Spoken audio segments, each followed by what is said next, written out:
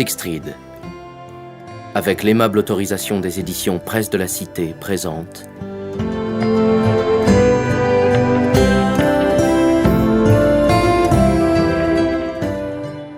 La Maison du Cap de Françoise Bourdon, interprétée par Sarah Jalabert.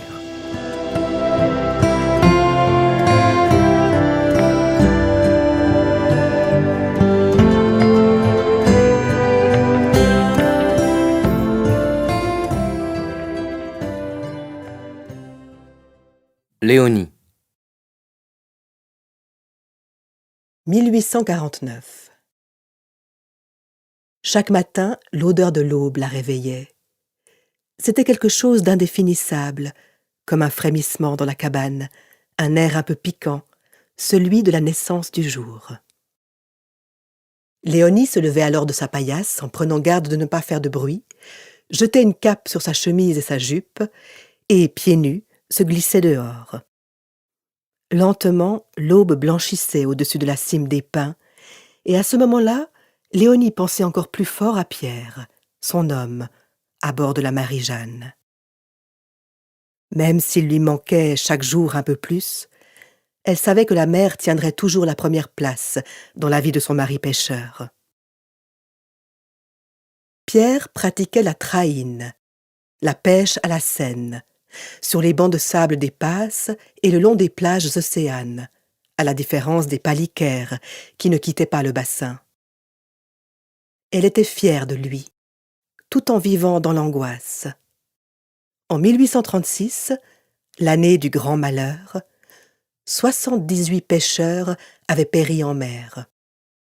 À leur retour, les 6 chaloupes, le jeune Saint-Paul, l'Argus, la Clarisse, l'Augustine, la jeune Aimée et le Saint-François, n'étaient pas parvenus à franchir les passes et avaient fait naufrage. Léonie avait 14 ans cette année-là, et s'était promis de ne jamais fréquenter un pêcheur tant le drame l'avait impressionnée.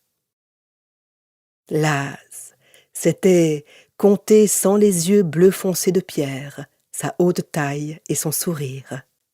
Le jour de leur rencontre, aux noces d'une cousine, Léonie avait compris qu'elle ne voudrait jamais d'un autre homme. Tant pis pour sa promesse. Elle esquissa un sourire ému. En dansant avec Pierre, elle s'était sentie belle pour la première fois de sa vie. Belle et désirable, malgré ses cheveux noirs indisciplinés et son teint mat. « Ta fille est un pruneau déjà ridé !» disait sa mère à son père, et Léonie se raidissait. Pruneau, gitane, crassa. Rose Darzac n'était jamais à court de qualificatifs pour stigmatiser sa fille. Instinctivement, Léonie se crispa, comme chaque fois qu'elle évoquait sa mère. Femme dure, ne laissant pas affleurer ses émotions, Rose inspirait de la crainte à ses enfants. Enfin, rectifia Léonie, surtout à elle et à sa jeune sœur, Eugénie. Rose était plus indulgente avec Auguste, son aîné, son unique fils. Elle s'arrangeait, elle qui courait toujours, pour lui confectionner les crêpes dont il était gourmand, et les donner à lui seul, sous les regards envieux des filles. Avec le temps, Léonie avait appris à rester indifférente face à ce parti pris de favoritisme, mais Eugénie, trop petite, pleurnichait, ce qui lui valait des taloches.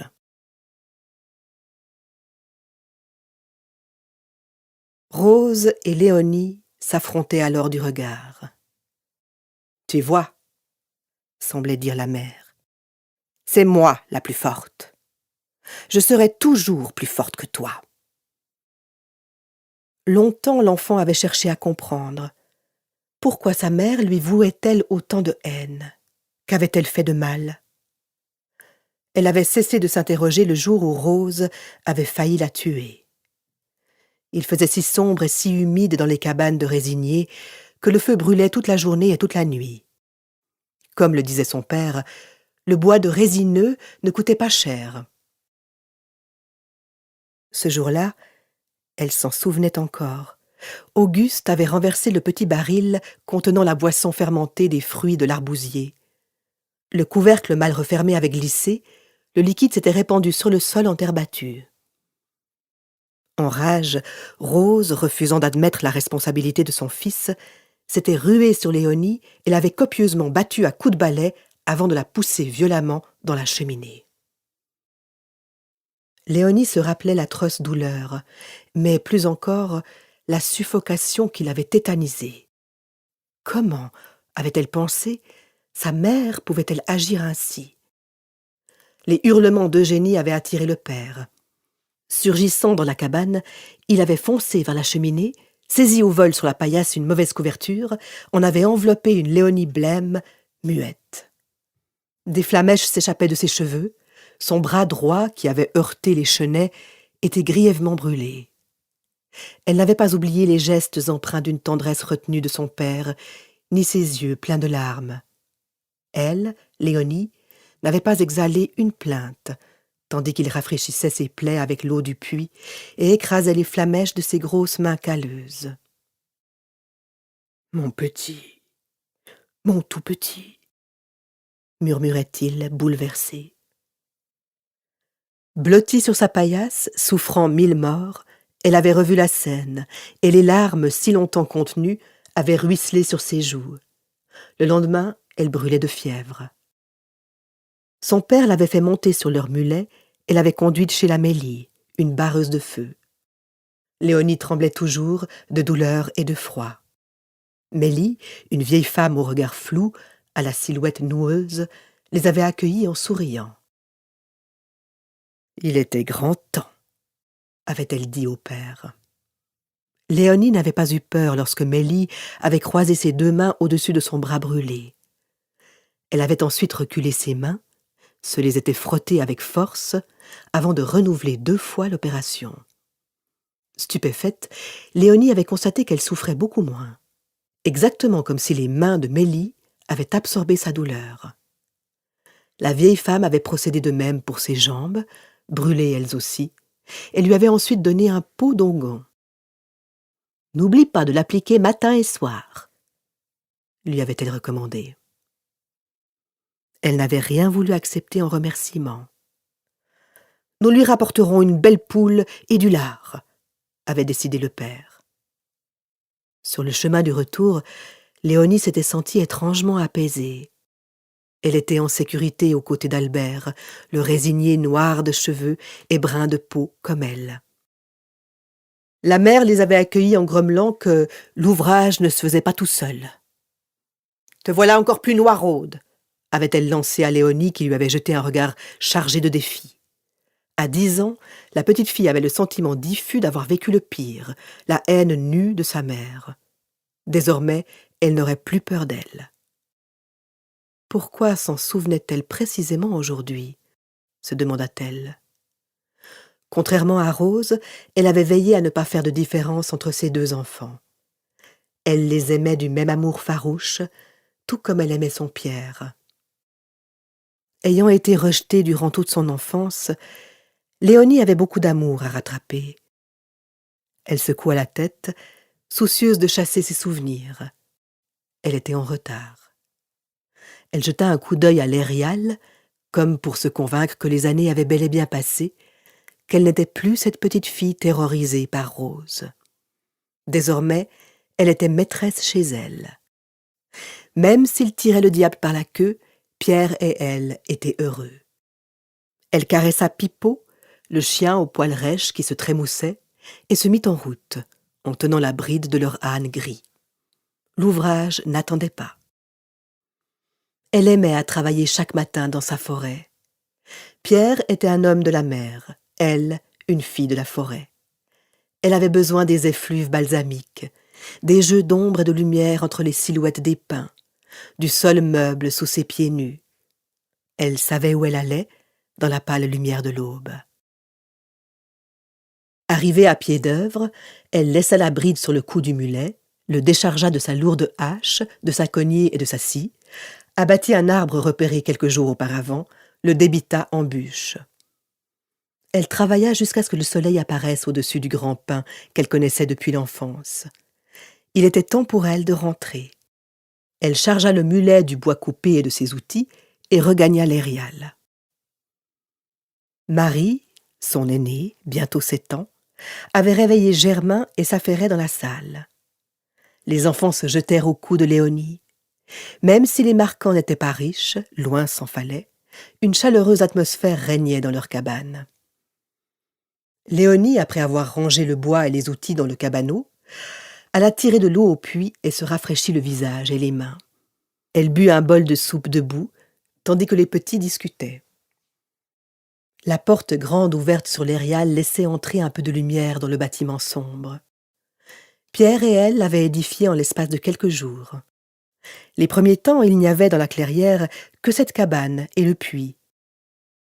Au fil des années, ils avaient ajouté des cabanes servant de dépendance, un four à pain, une treille, des ruches. L'intérieur était rudimentaire. La porte et une fenêtre constituaient les deux seules sources de lumière. La grande cheminée représentait le pôle d'attraction de la pièce. Le toupin était accroché à la crémaillère.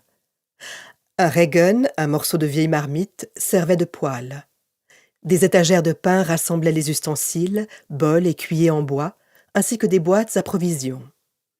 En guise de siège, un banc et 2 troupesses, des tabourets fabriqués, toujours en bois de pin, par le maître de maison.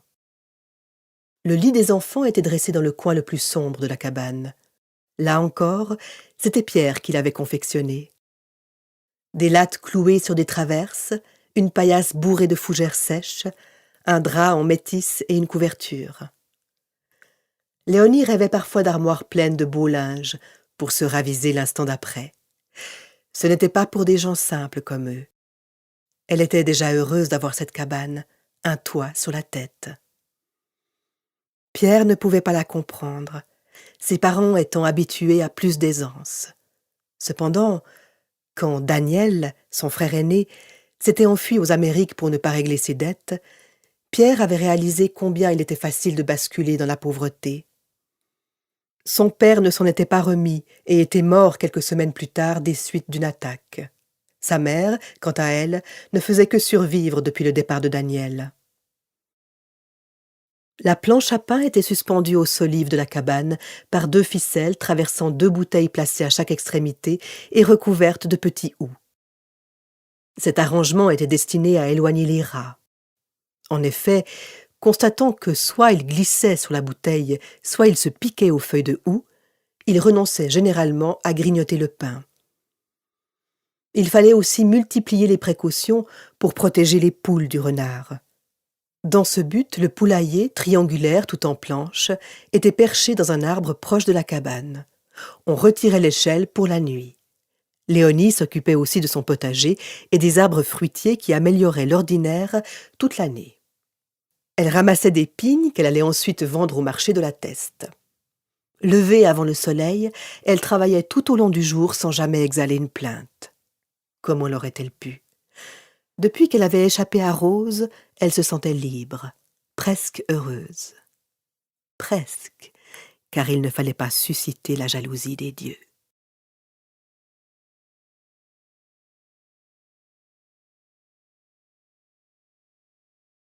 « 1850. Il n'aurait jamais dû inviter Rose au baptême de Margot, se dit Léonie le cœur serré. Il lui suffisait de voir sa mère assise bien droite sur sa chaise pour avoir envie de fuir. Pourtant, c'était jour de fête. On célébrait sa petite dernière, née 1 mois auparavant. Léonie avait vécu une grossesse sereine. Cet enfant, elle l'avait désiré parce que leur vie devenait un peu plus facile, Pierre ayant réalisé 2 belles campagnes de pêche. « Tu verras », lui promettait-il, « nos 3 petits auront une vie meilleure que la nôtre. » Pierre avait foi dans le progrès. Il lisait le journal, comme l'almanach, et affirmait qu'Arcachon deviendrait une grande ville. Léonie disait oui pour ne pas le contrarier, tout en se demandant en quoi leur existence changerait. Depuis des siècles, le monde se divisait entre riches et pauvres, et ils appartenaient à la seconde catégorie. Ils s'étaient rendus à l'église de la Teste en carriole. Ils n'étaient pas nombreux. Léonie et les siens, Marguerite, sa belle-mère, ses parents, Eugénie, toujours fille, Auguste et sa femme, la douce Lalie. Elle se serait volontiers dispensée de la présence d'Auguste et de celle de Rose. Rien ne changeait, se disait-elle en observant sa mère à la dérobée. Grande, sèche, Rose en imposait encore dans sa robe noire, celle qu'elle réservait aux grandes occasions. Assise à la place d'honneur, en face de Marguerite Marquand, elle faisait peser un regard sombre sur la tablée. Léonie ne put réprimer un frisson. Pourquoi, se répéta-t-elle, avoir cédé à Pierre et convié sa mère au baptême de Margot? Elle savait bien, au fond d'elle-même, qu'elle s'y était résignée à cause de son père. Albert avait beaucoup vieilli et avait fait une mauvaise chute depuis son pitée, une sorte d'échelle permettant aux résignés d'entailler le pain. Il avait désormais de grandes difficultés à se déplacer et végétait au coin de l'âtre. Rose en avait profité pour prendre le pouvoir et ne lui épargnait pas les piques comme les perfidies. Léonie gardait de trop mauvais souvenirs de son enfance pour se rendre souvent chez ses parents. Sa mère le lui reprochait. « Tu es devenue bien fière depuis que tu as marié un pêcheur. » Et Léonie ne répondait pas. Surtout, pensait-elle, ne pas laisser voir à quel point elle brûlait de haine. Cela lui faisait peur parfois, comme si cet abîme de détestation pouvait se retourner contre elle-même. Le pire était de deviner que Rose s'en réjouissait. La mère avait la peau très blanche, ivoirine, et peu de rides. Léonie se livra à un rapide calcul. Elle avait, voyons, oui, 52 ans. Narines pincées, lèvres serrées, mains croisées, elle fixait sur Pierre et sa mère un regard hostile. Les premiers temps, Rose avait tenté de décourager l'homme désirant épouser la fille qu'elle haïssait. Voyant qu'elle n'y parvenait pas, elle avait englobé Pierre et Léonie dans la même détestation. Pierre en souriait, disait « Ta mère sue la méchanceté. Il ne sert à rien de discuter avec elle, elle cherchera toujours à t'écraser comme une punaise. » C'était vrai, hélas. Léonie se leva, proposa une nouvelle tournée de tranches de pastis, la brioche traditionnelle parfumée à la fleur d'oranger, avant d'aller chercher Margot dans son panier en osier et de la garder serrée contre elle. Son père fit claquer sa langue. « Une belle petite !» déclara-t-il, les enveloppant toutes deux d'un regard empreint de tendresse. « Tss, tss !» fit Rose d'un air dédaigneux. « Cet enfant a un bien mauvais caractère. » Tout cela parce que Margot s'était débattue dans les bras de sa marraine, Laly, en refusant l'eau du baptême. Pierre vola au secours de sa fille. « Le père Lebas a la mauvaise habitude d'utiliser de l'eau trop froide. »« Parce que vous voulez l'élever dans du coton, cette petite ?» persifla Rose. « Ça ne sert à rien de chercher à vous pousser du col. Nous sommes tous des pauvres gens par ici. » Comme s'il y avait de quoi se vanter, pensa Léonie furieuse. Elle fit signe à son époux de ne pas insister. Rose, qui avait déjà bu 3 verres de vin, devait chercher la bagarre. Il ne lui accorderait pas ce plaisir. « Il faut du caractère dans la vie », glissa Eugénie d'une voix flûtée. Rose se retourna vers elle et s'esclaffa méchamment. « Du caractère ? Ah, dame, la belle farce ! Écoutez-moi cette mollassonne toujours à traîner et à dire amen à tout. Ma pauvre fille, tu déparles. »« Si vous nous chantiez une chanson, père, » suggéra Léonie, histoire de clouer le bec à Rose. Sans se faire prier, Albert entonna la chanson du résigné, de sa voix de basse. Le silence se fit autour de la table. Les enfants eux-mêmes, qui couraient sous les pins, s'immobilisèrent pour écouter leur grand-père. Rose s'arrangea pour dissiper l'émotion quand son époux s'arrêta pour reprendre son souffle. « Une belle chanson n'a jamais permis de faire vivre une famille », laissa-t-elle tomber, méprisante. « Un jour je l'assommerai », se promit Léonie. Elle se détourna, chercha le regard de Pierre. Tous deux ne voulaient pas laisser Rose gâcher la fête. La naissance de Margot les avait comblés. Un garçon, 2 filles. Ils étaient heureux. Pourtant, elle ne put s'empêcher de frissonner 2 heures plus tard, quand les yeux sombres de Rose la fixèrent, au moment des adieux. « Ne fais pas trop ta fière, la Noiraude, » lui assèna sa mère. « Tu n'es pas faite pour le bonheur, tout comme ta dernière fille. » Suffoquée, Léonie la regarda tourner les talons et s'éloigner sans trouver la moindre réplique. Elle se mit à trembler. Cette femme ne la laisserait donc jamais tranquille. Marguerite la serra contre elle. « Ne te laisse pas atteindre par les méchancetés de Rose, ma fille. Il faut qu'elle fasse le mal, nous le savons tous. » La mère de Pierre était bonne et chaleureuse. Léonie se laissa aller contre elle durant quelques instants. « Merci, mère, » souffla-t-elle. Elle se redressa, s'essuya les yeux. Il ne fallait pas pleurer. Déjà étant enfant, ses larmes incitaient sa mère à la frapper encore plus fort. Eugénie suivit leurs parents après avoir adressé un baiser à sa sœur du bout des doigts, l'air gêné. Pourquoi demeurait-elle avec eux? Se demanda Léonie. N'en avait-elle pas assez de se faire rabrouer et rudoyer? Laly, Marie et Léonie débarrassèrent la table, rapportèrent les assiettes et les couverts à l'aubergiste. Le repas en petit comité ayant bien écorné les économies du couple, il avait été convenu que Léonie s'acquitterait de la vaisselle. Laly insista pour aider sa belle-sœur, tandis qu'Auguste et Pierre fumaient leurs pipes un peu à l'écart. La fin d'après-midi était douce, empreinte de langueur. Un peu lasse, Léonie s'essuya le front. « La fête est finie, » murmura-t-elle.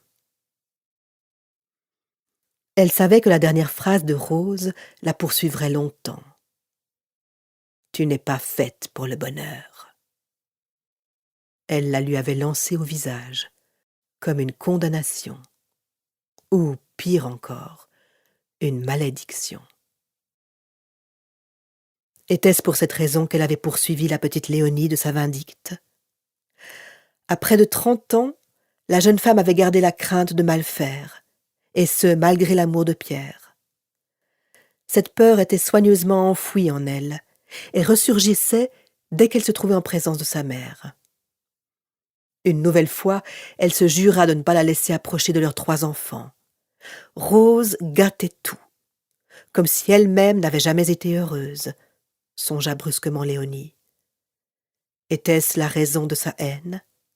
Mais dans ce cas, pourquoi épargnait-elle Auguste? Lui seul trouvait grâce à ses yeux. « Et tu rêves ?»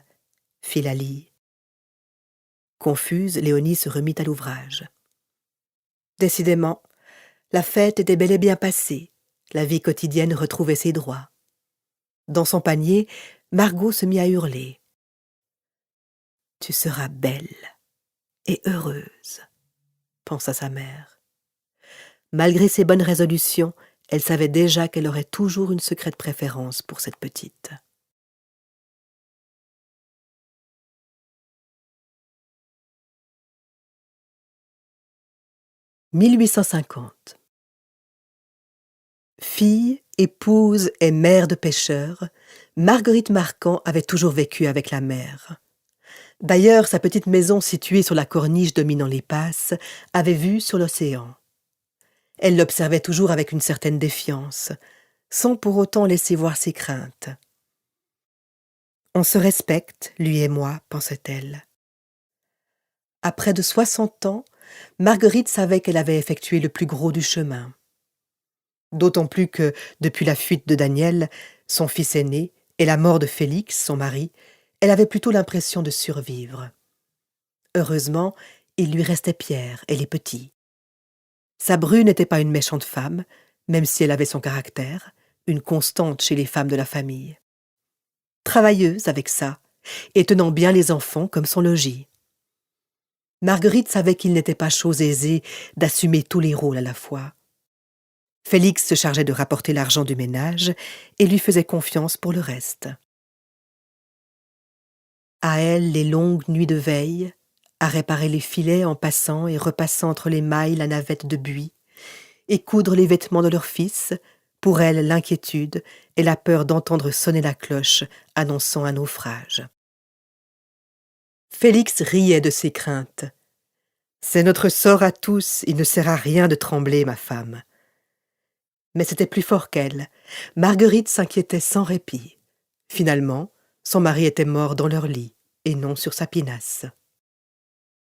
Les créanciers du fils aîné avaient exigé d'être payés. Il avait fallu vendre les quelques terres que les Marquand possédaient. Daniel s'était enfui, et il ne restait pratiquement rien à sa mère comme à son frère. Du moins avait-il sauvegardé leur honneur. Marguerite, haussant les épaules, se pencha à nouveau sur son ouvrage. Elle raccommodait les filets qu'on voulait bien lui apporter, ce qui lui procurait un maigre revenu, et gardait 2 petits. Une vie de misère, qu'elle supportait sans se plaindre. Elle tourna la tête vers l'étagère sur laquelle une statuette de la Vierge était posée. Il lui restait la prière. Catholique fervente, Marguerite se rendait au moins une fois par semaine allée de la chapelle, où elle se recueillait dans un petit édifice à l'ombre de grands chênes. Elle ne manquait pas chaque année la fête de l'Annonciation, où se retrouvaient la plupart des habitants bordant le bassin. Elle y rejoignait nombre de connaissances et y emmenait Germain et Marie, que la procession émerveillait. Ce jour-là, le chapelain bénissait les pèlerins réunis sur la plage, mais aussi tous les bateaux et tous les équipages rassemblés. Chaque année, Pierre et ses compagnons étaient bénis, mais cette année, ils étaient en mer, le 25 mars.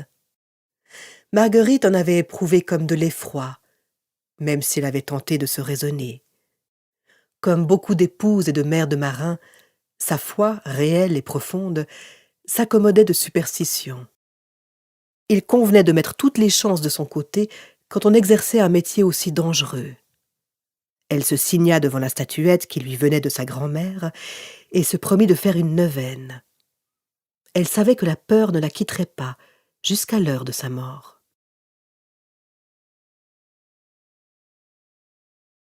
La main en auvent devant les yeux, Marguerite scruta le rivage et se retourna vers Marie. « Surtout, tu ne t'éloignes pas de moi !»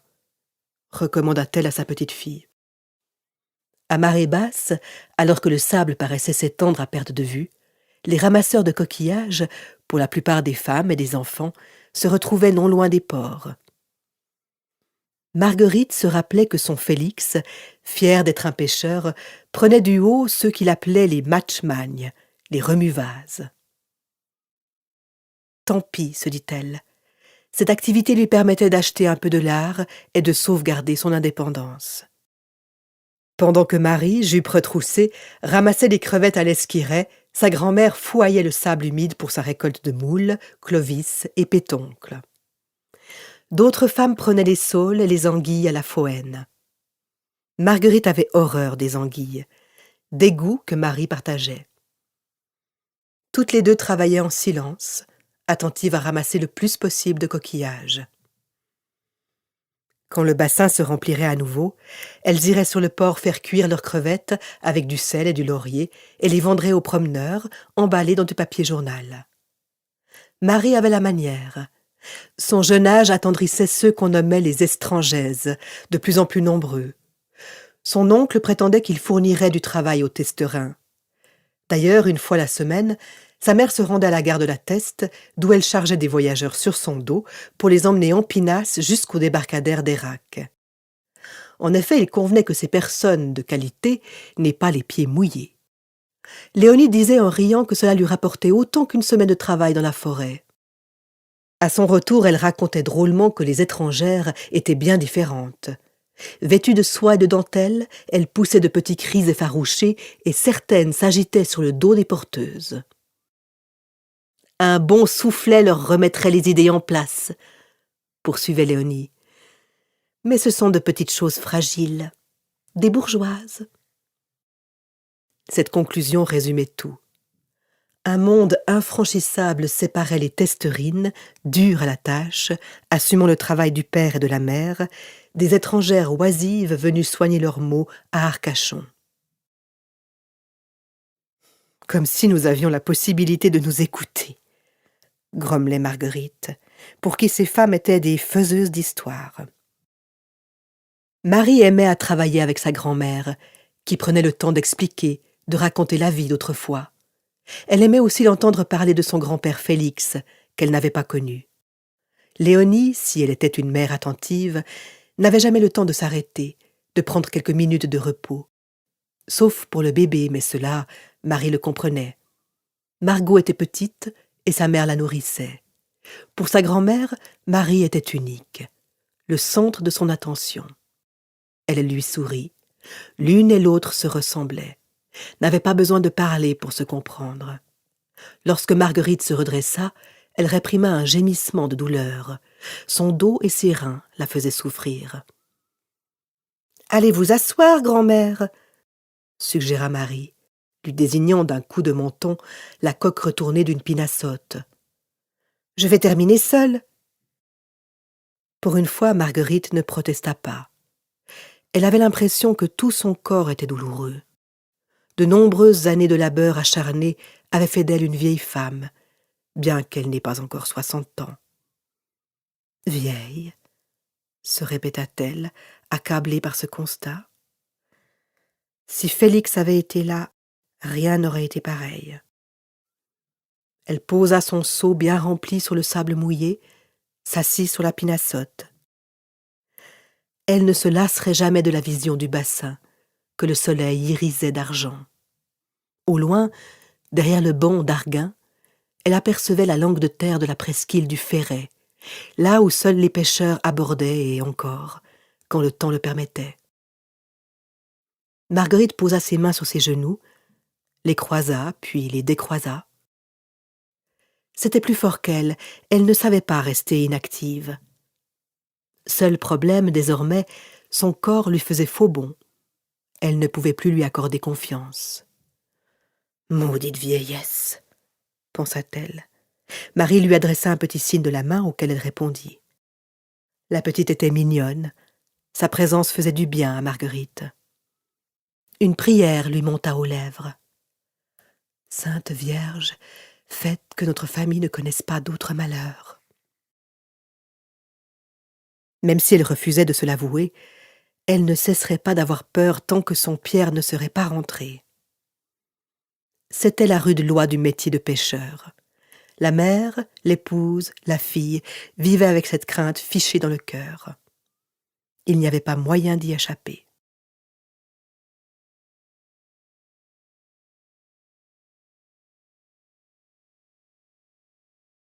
« 1850. Plus que quelques jours à patienter, se dit Léonie, tout en lavant son linge et la campagne de pêche serait finie. Pierre n'allait plus tarder à présent. Un élan gonfla sa poitrine. Quand Pierre était à ses côtés, elle se sentait plus forte, invulnérable. Germain et Marie comptaient les jours, eux aussi. Léonie leur avait appris à les barrer sur l'almanach de Pierre. Ils avaient aidé leur mère à briquer la cabane. Une joyeuse impatience les animait. N'ayant pas suffisamment de linge de rechange pour attendre la grande lessive, à laquelle elle procédait 2 fois l'an, Léonie savonnait souvent dans un baquet les vêtements que ses enfants et elle portaient. Le linge était ensuite mis à sécher sur une simple corde tendue entre 2 murs de la cabane. Un jet cacarda. Pipeau gronda, ce qui lui valut une réprimande sèche de la part de Germain. Son aîné grandissait et se voulait autoritaire. Léonie en souriait. Pierre saurait le remettre à sa place. Margot gazouillait dans son panier, protégée des mouches par un linge de toile bise. Une impression de sérénité émanait de la clairière. Léonie jeta un regard satisfait autour d'elle. Le potager était bien entretenu, les arbres fruitiers en fleurs, pas une poule ne manquait dans le poulailler, et les enfants avaient même commencé à apprivoiser un écureuil. Pierre serait content, se dit-elle. Elle administra un dernier coup de battoir aux chemises qu'elle lavait et chercha la silhouette du grand pin afin d'estimer l'heure. Même si elle ne voulait pas le reconnaître, elle n'était plus qu'attente.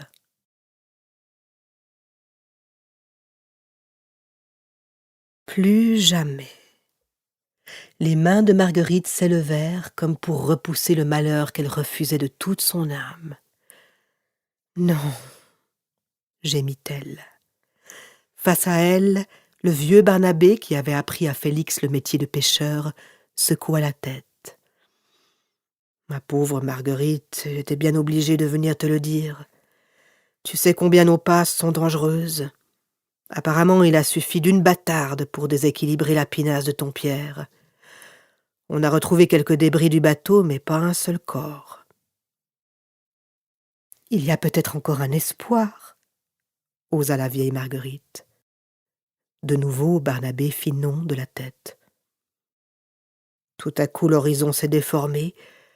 C'est comme si la bâtarde avait englouti ces pauvres gars. Dieu ait leur âme.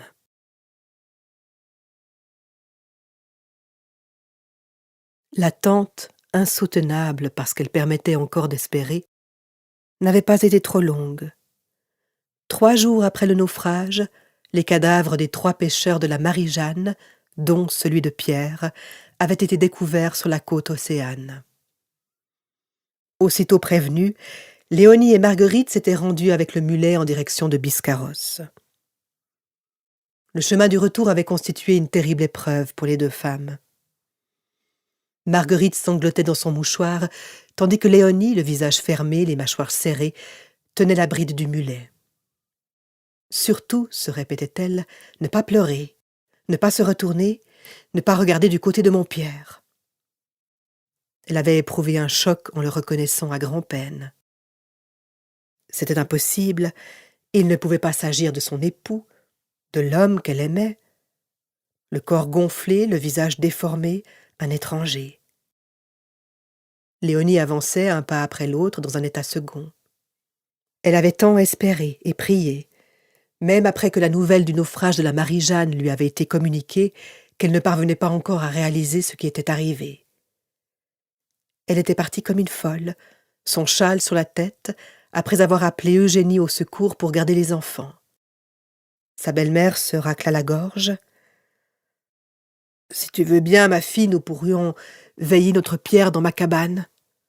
Ce sera plus simple pour ses camarades pêcheurs. » Les 2 femmes échangèrent un regard.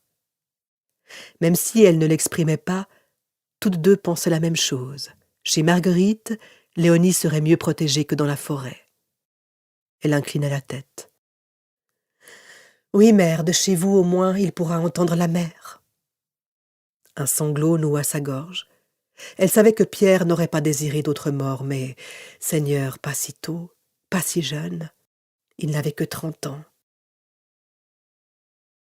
Marguerite s'appuya quelques instants contre l'épaule de Léonie, puis se redressa. Elle lui parut soudain si fragile que le cœur de Léonie se serra. Elle aurait voulu lui dire qu'il s'agissait d'un mauvais rêve, mais elle ne s'en sentait pas le courage. Il fallait tenir, pourtant, pour les enfants. Parvenues sur le seuil de la maison de pêcheurs, elles purent compter sur l'aide de Paterne, le fils de Barnabé, qui les aida à porter Pierre sur le lit de ses parents. La belle-mère et la bru préparèrent la salle. Elles fermèrent les volets, voilèrent l'unique miroir, placèrent le cierge béni que Marguerite conservait dans son armoire à la tête du lit. Léonie manqua s'évanouir au moment de la toilette. Marguerite la poussa fermement vers une chaise paillée. « Je vais appeler Colette, » décida-t-elle. « Ce sera mieux ainsi. » Son amie Colette aidait souvent aux toilettes mortuaires, tout comme elle se chargeait d'annoncer les décès. Lorsqu'on croisait son chemin, on s'empressait de se signer pour se protéger. Colette s'attela immédiatement à la tâche. Pendant ce temps, Léonie alla chercher les vêtements de son mari dans la cabane de la forêt. Elle revint avec les enfants. Marie pleurait. Germain, les mains dans les poches, gardait un silence boudeur. Margot têta goulûment sa mère avant de s'endormir d'un coup, apaisée. « Il était temps, » murmura Eugénie. « Je ne savais plus comment la calmer. » Elle était sous le choc, elle aussi. Elle resta chez Marguerite pour soutenir sa sœur et ses neveux. Elle avait toujours admiré Léonie, qui avait réussi à se libérer de l'emprise de Rose et qui formait un couple heureux avec Pierre. L'ampleur du drame la laissait sans voix, bouleversée. Très vite, la maison de Marguerite ne suffit pas à contenir tous les voisins et amis de son fils venus lui rendre hommage. La mère saluait, remerciait, offrait un verre de vin d'arbousier. Léonie avait l'impression que cette affluence aidait Marguerite à surmonter, tout au moins provisoirement, la disparition de Pierre. Parler de lui était pour elle une façon de lui rendre la vie. Elle, Léonie, n'y parvenait pas. Elle n'était que désespoir et rage. Il lui semblait avancer sur un fil, comme un danseur de cordes. Un seul mot suffirait à la faire basculer. Elle restait bien droite près du corps de Pierre, en se disant que ce n'était pas vraiment lui dans ses habits du dimanche. Son Pierre, presque toujours pieds nus, portait un pantalon retroussé sous le genou, un tricot épais sur une chemise. Elle le revoyait tel qu'elle l'avait admiré le jour de leur rencontre, avec ce sourire moqueur qui l'avait séduite. « Pierre » gémit-elle tout bas. Elle aurait dû aller voir ses enfants, leur parler, mais elle s'en sentait incapable. À cet instant, elle se préoccupait uniquement de l'homme qu'elle aimait. Les visiteurs évoquaient des souvenirs communs de campagne de pêche, une tempête au large du Cap Ferret, et cette baleine aperçue dans le golfe de Gascogne qui leur avait inspiré une belle frayeur. Elle, Léonie, se souvenait des mains de Pierre sur son corps, de l'amour qui les unissait, de leur bonheur dans leur cabane. Elle ne voulait pas partager ses souvenirs. La porte s'ouvrit d'un coup. La flamme du cierge vacilla. Léonie, frissonnante, redressa la tête. Rose marchait vers le lit. Elle en imposait avec sa haute taille et son regard hautain. Elle bénit le corps de son gendre avec solennité avant de se retourner vers sa fille. Elle toisa Léonie, un peu moins grande qu'elle. « Je te l'avais bien dit », laissa-t-elle tomber avec dédain. « Ma pauvre fille, tu n'es décidément pas faite pour le bonheur. » Et elle s'en alla, sans se soucier de Marguerite ni de ses petits-enfants. Colette se signa dès qu'elle eut claqué la porte. « Méchante femme !» souffla-t-elle. Léonie ne dit rien. Elle pensa simplement que Rose était venue prendre sa revanche et qu'elle ignorait toujours pourquoi.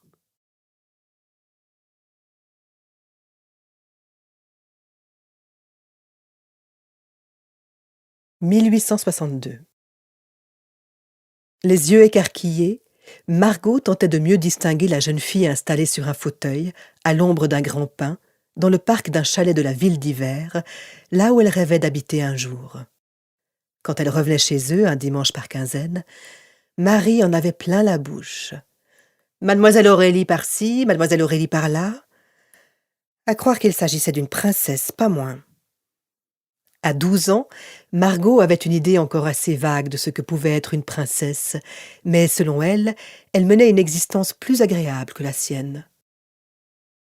Elle détestait leur cabane de la grande montagne, tout comme leur pauvreté, dont elle aurait aimé se débarrasser d'un coup d'épaule. Elle vivait désormais seule avec sa mère, Germain ayant suivi les traces de leur père, et Marie travaillant en ville. La ville. C'était pour Margot un endroit magique, même si mère répétait que la vraie vie n'était pas à Arcachon, mais au cœur de la forêt. Pour sa part, Margot détestait l'odeur de la résine.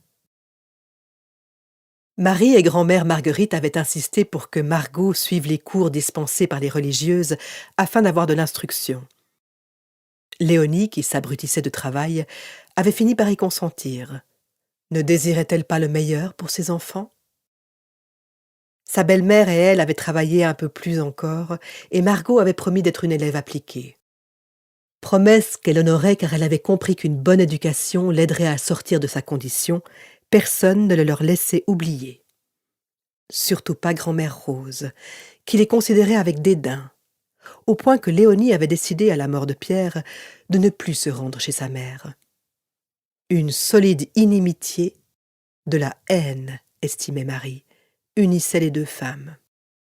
Si Margot avait toujours su trouver refuge chez sa grand-mère paternelle, l'autre lui demeurait quasiment étrangère. « Ne t'en approche pas », lui recommandait Léonie lorsqu'elle était petite. Rose aime à faire le mal. Opinion que partageait grand-mère Marguerite. Heureusement, il y avait tante Lalie et tante Eugénie. L'une et l'autre, demeurées sans enfants, choyaient la petite dernière de leurs faibles moyens.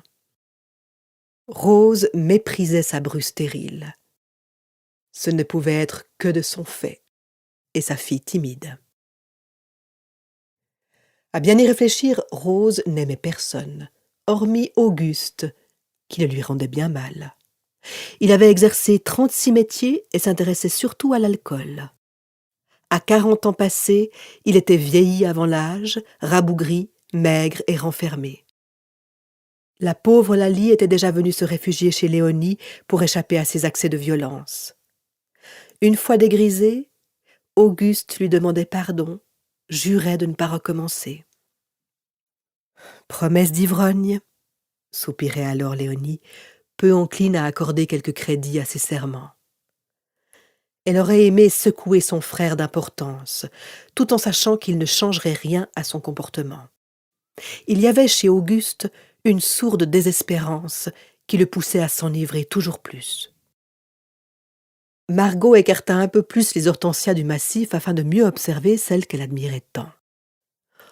Aurélie Farré la fascinait, parce qu'elle avait tout ce dont Margot rêvait. De belles toilettes, une maison immense, avec une galerie ornée de dentelles de bois, un parc fleuri. Aussi n'hésitait-elle pas à parcourir, dès qu'elle en avait la possibilité, les quelques kilomètres séparant leur cabane de la ville d'hiver. Marie lui avait raconté que la jeune fille possédait une cassette de bijoux, des dessous en soie, des chaussures en chevreau si fins qu'on aurait dit de la peau souple. Cela, Margot peinait à l'imaginer car elle marchait la plupart du temps pieds nus pour ne pas chausser ses horribles galoches. Elle aperçut soudain la silhouette de Marie qui apportait un plateau à sa maîtresse. Robe noire, tablier et coiffe blanc, sa sœur était méconnaissable. Margot éprouva une bouffée de jalousie intense. Elle aurait tant voulu se trouver à la place de son aînée. Un jour, se promit-elle.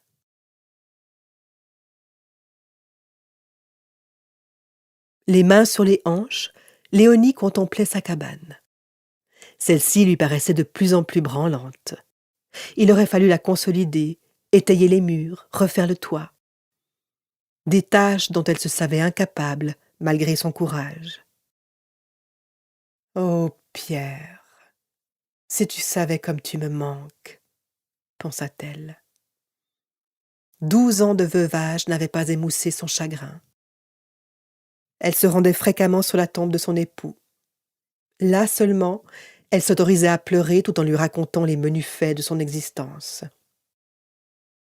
Elle avait besoin de cette pause pour ne pas sombrer. Leurs deux aînés menaient leur vie à leur guise, c'était dans l'ordre des choses. Seule Margot restait avec elle, mais Margot lui filait entre les doigts. Léonie ne savait jamais où elle se trouvait exactement. Pour être tout à fait honnête, Léonie devait reconnaître qu'elle avait laissé sa cadette pousser comme une herbe folle. La mort de Pierre avait constitué pour elle un tel drame que pour ne pas mourir elle-même, elle s'était renfermée sur son désespoir. Travaillant sans relâche, elle avait trouvé refuge dans sa forêt, celle que son père lui avait fait connaître et aimer. Parmi les pins, les chênes verts et les chênes lièges, Léonie était chez elle. Elle connaissait les chemins qui s'enfonçaient sous le couvert, serpentaient entre les arbousiers géants, créant une atmosphère onirique dans l'entrelacement des guirlandes de ronces et de lierres. Elle s'y sentait en sécurité, loin de la mer. Le ramassage des pommes de pin ne suffisant pas à les faire vivre, ses 3 enfants et elle, Léonie avait résolu de prendre la suite de son père, le résigner. Après tout, ne l'avait-elle pas souvent accompagnée quand elle était enfant? De plus, elle savait grimper aux arbres. Elle avait vite réappris à manier le pitet, une sorte d'échasse dans laquelle chaque présinier avait pour habitude de creuser des échelons dans la masse. Il fallait avoir le coup de main pour appuyer le pied droit sur un échelon du pitet et dans le même temps caler l'échelle de la jambe gauche contre le tronc de l'arbre. Parvenu à bonne hauteur, le résinier donnait des coups de hapcho et traçait la carre, l'entaille du pain. Son père, fier de la voir reprendre le flambeau, lui avait recommandé de toujours chercher l'endroit où l'écorce présentait des crevasses plus profondes.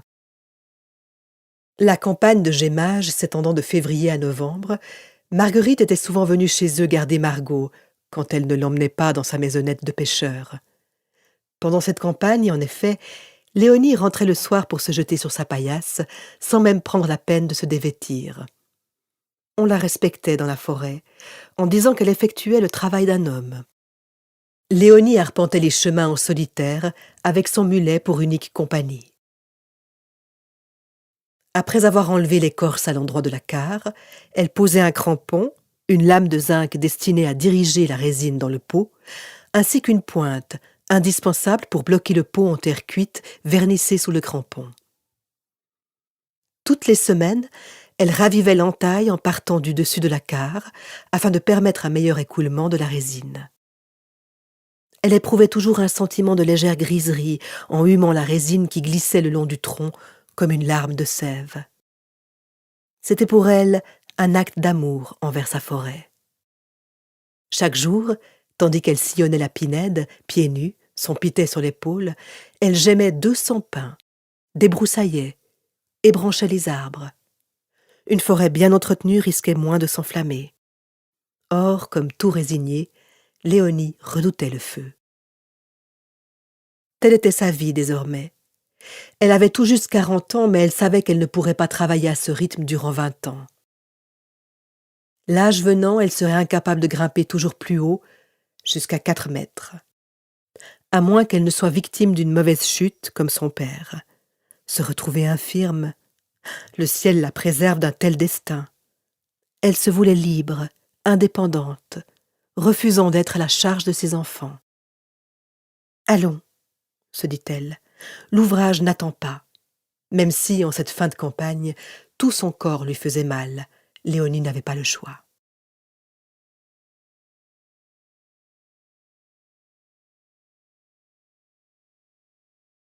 « 1867 » Chaque fois qu'elle allait faire des emplettes en ville, Margot s'émerveillait de la rapidité avec laquelle Arcachon s'était transformé. Il lui paraissait tout bonnement incroyable que 20 ans auparavant, les femmes de la montagne, dont sa mère, aient eu l'habitude d'aller chercher les étrangers à la gare de la Teste et de les porter sur leur dos jusqu'au Pinasse. Il y avait désormais une gare à Arcachon, paraissant tout droit sortie d'une maison de poupée, et 2 mondes différents, la ville d'été, en bordure du bassin, et la ville d'hiver, où Margot travaillait. Sous l'impulsion des frères Pereire et d'un maire entreprenant, M. Lamarque de Plaisance, la petite cité balnéaire avait pris de l'importance et attirait aussi bien la bourgeoisie bordelaise que des personnes souffrant des bronches. La grande originalité, en effet, de la ville d'hiver consistait à soigner les malades durant la mauvaise saison grâce aux senteurs balsamiques des pins et à l'air iodé. Madame Péramont, la propriétaire de la villa Beau-Rivage, avait pris le temps d'expliquer la situation à Margot de son ton le plus docte avant de l'engager. Margot, recommandée par son aîné mari, était attachée à la villa en tant que servante. Elle s'entendait plutôt bien avec Monette, la cuisinière, et Joseph, le cocher. Tous 3 prenaient leur repas à l'office après avoir servi les pensionnaires. Le jour où elle avait découvert sa chambre, en entresol, une chambre rien que pour elle, elle avait eu l'impression d'accéder à un statut privilégié. Marie elle-même, qui officiait comme femme de chambre 2 rues plus haut, devait partager une chambrette avec sa camarade Lucille. Margot ne manquait pas de le lui faire remarquer quand elle se retrouvait chez leur mère le dimanche. Marie, qui ignorait tout de la jalousie, souriait en lui disant qu'elle était heureuse pour elle. Léonie, pour sa part, n'omettait jamais de mettre en garde sa cadette. « Ne te crois pas arriver pour autant », lui faisait-elle remarquer. « On a vite fait de retomber d'aussi haut qu'on est monté. » Conseil qui faisait sourire Margot. Elle avait réussi à vivre hors de la forêt, loin de toute cette pauvreté qu'elle rejetait avec force. elle parviendrait bien à gravir les échelons de la société arcachonnaise ainsi qu'elle se l'était promis.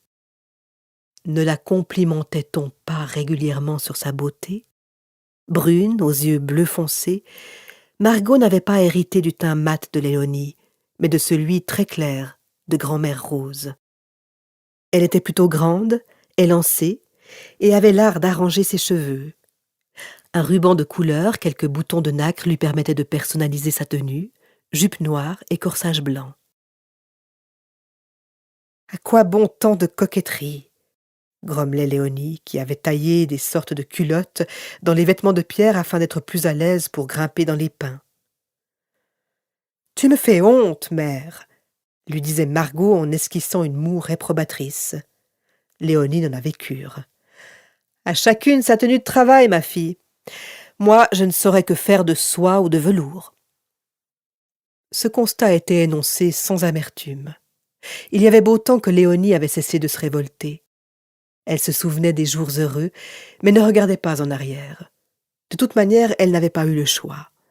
3 petits à élever, dont Margot encore au sein, qui ne pouvait pas se rappeler son père. Aujourd'hui, Germain était marié et s'était installé à Gujan. Sa femme Lucette vendait le poisson fraîchement pêché. Il n'avait pas encore d'enfant, mais cela ne saurait tarder. Léonie s'efforçait de songer le moins souvent possible à la condition de pêcheur de son fils, même si c'était difficile.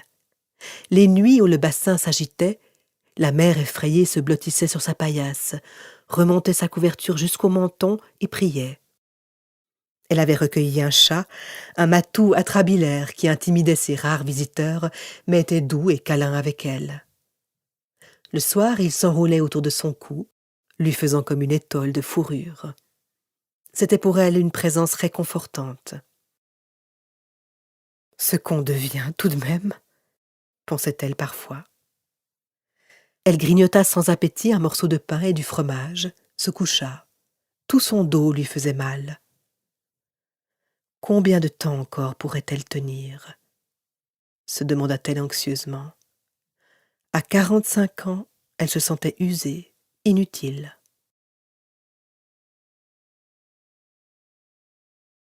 Si j'étais elle, pensa Margot, le cœur étreint d'une jalousie sourde.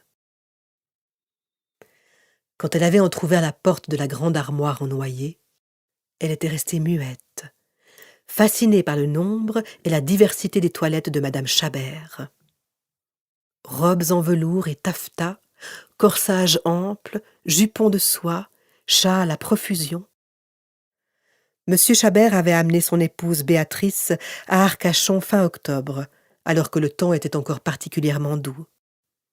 Il l'avait installée à la villa Beau-Rivage avant de repartir pour Bordeaux. Béatrice, quel prénom ravissant, avait pensé Margot. Passait l'essentiel de son temps à demi allongée dans le jardin d'hiver. Elle lisait des revues, comme la Gazette des Beaux-Arts, la Vie parisienne ou le Petit Journal, et des livres, des piles de livres que son mari lui envoyait par malles entières. Lorsqu'elle les époussetait, Margot s'amusait à lire les titres et à imaginer le contenu. Le ciel et l'enfer, notamment, d'Allan Kardec, la fascinait. Le reste du temps, madame Chabert se promenait dans la ville d'hiver, emmitouflée avec soin. Elle faisait aussi des cures d'air balsamique, installée sur le balcon de la villa, protégée par plusieurs écharpes et par des couvertures. « Une vie de fainéant !» avait commenté Léonie le jour où Margot lui avait détaillé l'emploi du temps des estrangaises.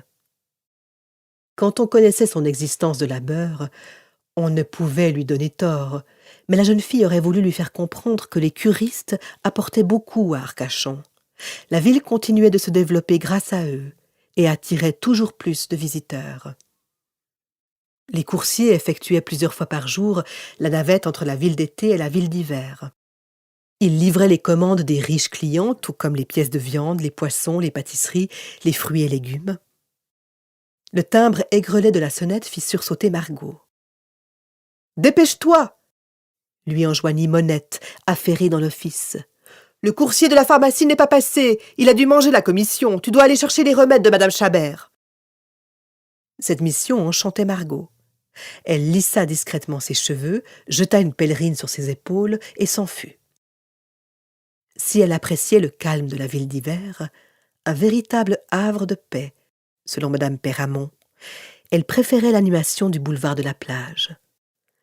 Son grand regret était de ne pas bénéficier d'une vue sur le bassin. En effet, la plupart des villas tournaient le dos à la mer.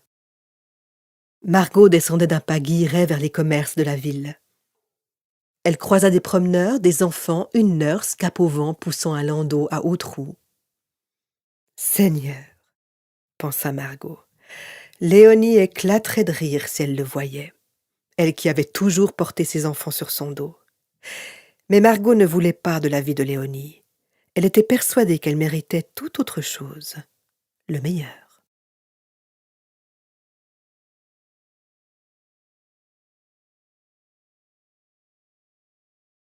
« 1868 » Madame Chabert avait décidé de se rendre à la messe non plus en l'église Notre-Dame d'Arcachon, mais à la toute récente Notre-Dame des Passes, bâtie 4 ans auparavant. Ce fut une véritable expédition, car le moulot, où la petite église avait été édifiée, n'était pas facile d'accès. Il était nécessaire pour s'y rendre de traverser une partie du parc Pereire et la forêt domaniale des Abatilles. Prévenu la veille, Joseph prépara la voiture, attela le cheval bai et se tint prêt des potrons minés. En l'absence de M. Chabert, retenu pour ses affaires, Margot fut réquisitionnée pour accompagner madame à l'office, porter son 2e châle, ses pilules pour la gorge et son ombrelle. Voyant qu'elle hésitait, c'était son jour de congé, madame lui offrit de la déposer à la teste, sitôt la messe terminée. « Je me débrouillerai, madame, j'ai l'habitude de marcher », assura Margot, paniquée à l'idée que la délicate Béatrice découvre la clairière et la cabane familiale. C'était tout simplement inconcevable. Madame était aimable avec elle, même si la jeune fille avait souvent l'impression d'être transparente. Béatrice Chabert, âgée d'une 30aine d'années, était une jeune femme blonde à la beauté fragile qui fondait souvent en larmes. « Les nerfs !» commentait Monette en étalant sa pâte à tarte. « J'en ai déjà vu défiler de ces jeunes dames de la haute qui s'évanouissent pour un oui, pour un non. On voit bien qu'elles n'ont pas besoin de gagner leur vie. » C'était inutile puisque leurs époux s'en chargeaient. Il était là le secret, songea Margot en écoutant distraitement le sermon du prêtre à l'intérieur de l'église de style néo-byzantin. Se faire épouser par un homme riche. Elle était belle, on le lui répétait souvent, et les livreurs, tout comme les chauffeurs, lui faisaient la cour.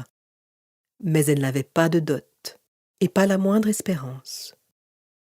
Sa seule chance ? Tourner la tête d'un homme aisé, se faire aimer de lui. Elle s'agenouilla comme les autres fidèles tout en laissant son esprit vagabonder.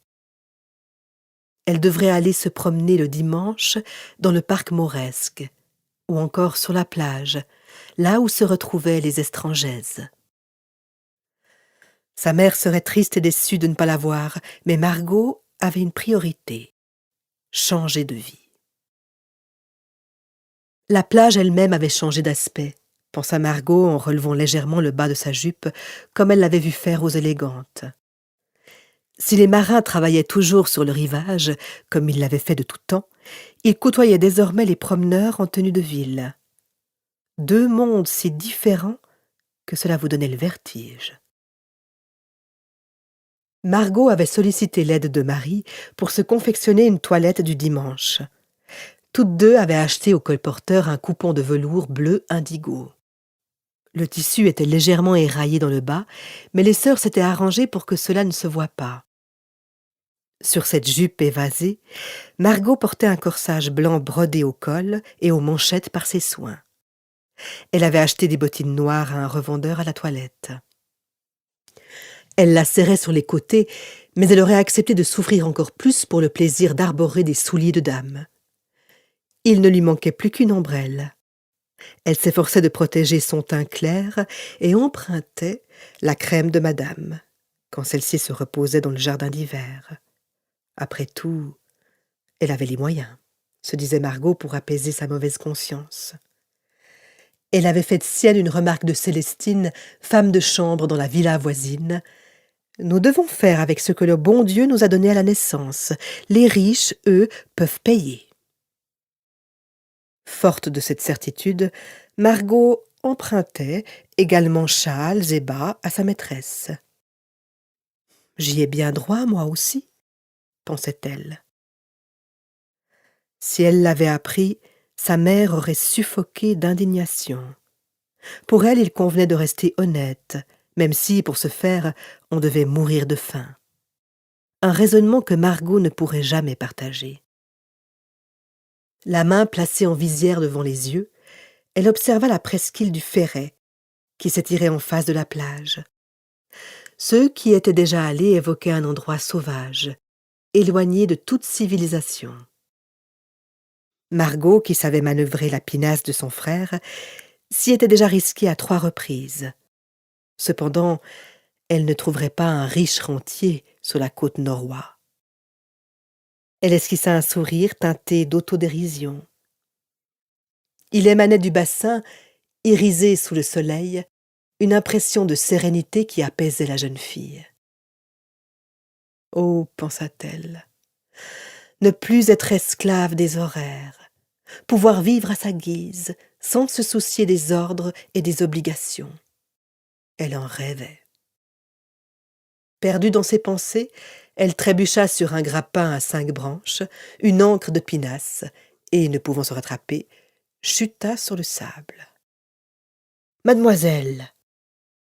Une voix masculine, un bras puissant pour l'aider à se relever, un parfum épicé. Margot se redressa et adressa un sourire à celui qui venait de la tirer d'un mauvais pas. Sourire qui s'effaça en reconnaissant le bon samaritain. Il s'agissait en effet de M. Chabert. Lui fronça les sourcils. « Margot, que diable faites-vous ici ?» Piquée au vif, elle releva la tête. « C'est mon jour de congé, monsieur. » Il hocha la tête. Il paraissait étonné. « Oui, naturellement, je ne voulais pas dire que...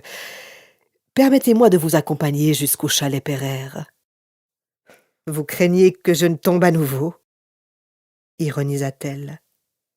« Que faisait-il là sans madame ?» s'interrogea-t-elle. « Mon épouse était un peu lasse, » reprit-il comme pour répondre à sa question muette. À son tour, Margot inclina la tête. Elle croyait comprendre ce qu'il éprouvait. L'atmosphère régnant à la villa Beaurivage était pesante.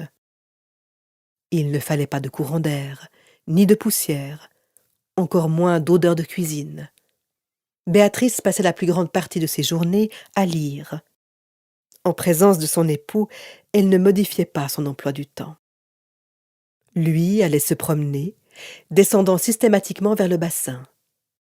À croire, disait Célestine, moqueuse, que ces messieurs ne supportaient pas la ville d'hiver. Ils s'éloignèrent tous deux en direction des abattilles. Cette fois, Margot prit garde au grappin et au coaltar maculant le sable. On utilisait beaucoup ce goudron pour recouvrir le fond des pinasses, et les imprudents risquaient d'y gâcher leurs souliers comme le bas de leurs robes. Seuls les habitués du bassin se défiaient du coaltar. Elle pensa demander à M. Chabert s'il ne craignait pas d'être vu en compagnie d'une simple domestique, puis haussa les épaules. Après tout, cela ne la concernait pas. Chemin faisant, il la questionna au sujet de la pêche et de la résine. Elle se mit à rire. « Cela ne m'intéresse pas. Je veux... » Elle s'interrompit, confuse.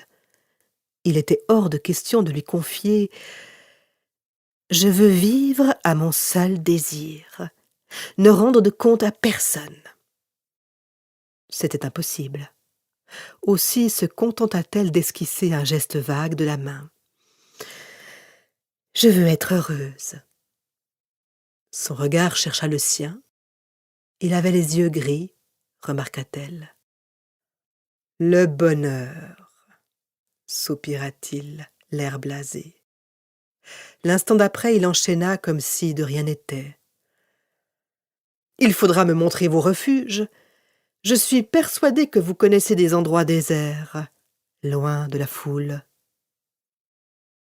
Margot ne pouvait se tromper quant au sens caché de son invite.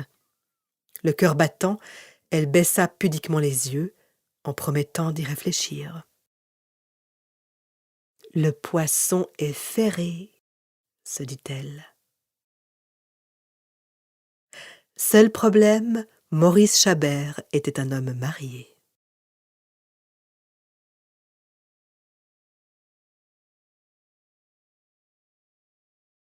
« 1869. Si elle appréciait le rendez-vous galant sous les pins du côté du Moulot, Margot aimait par-dessus tout que Maurice la rejoigne dans sa chambre de bonne à l'entresol. Il descendait l'escalier sur la pointe des pieds, se glissait dans la pièce, avant de soupirer « Faut-il que j'aie envie de toi pour venir jusqu'ici ?» Ici, c'était sa chambre, près des pièces dites humides, comme l'office et la buanderie. Lit en fer à 15 francs, commode en pitch-pain, brouet bréché et toilette aux couleurs fanées, un décor de pauvre pour l'élégant bordelais. La première fois, elle s'en souvenait fort bien, c'était près de la chapelle, sous les grands chênes. Il avait bu son petit cri sur ses lèvres et esquissé un sourire triomphant. Être le premier, mon petit, c'est toujours un peu émouvant. Il l'avait prise à la hussarde, sans ménagement, et Margot en avait été blessée. Elle aurait désiré plus d'égards. Célestine, à qui elle s'était confiée sans lui révéler le nom de son amant, lui avait donné quelques conseils. « Tâche de ne pas te faire engrosser », lui avait-elle recommandé. Comme si c'était simple. Bien sûr, les domestiques se communiquaient sous le manteau des recettes, mais celles-ci n'avaient pas forcément fait leurs preuves. Chaque mois, elle connaissait l'angoisse de l'attente des règles. Madame n'avait pas d'enfant. Sa santé fragile le lui interdisait. Aussi, forcément, la jeune fille se surprenait parfois à rêver. Et si elle donnait, elle, un fils à Maurice? Si, madame... Nous espérons que vous avez apprécié cet aperçu. Pour continuer à écouter ce livre audio sur Google Play Livres, utilisez le lien dans la description de la vidéo.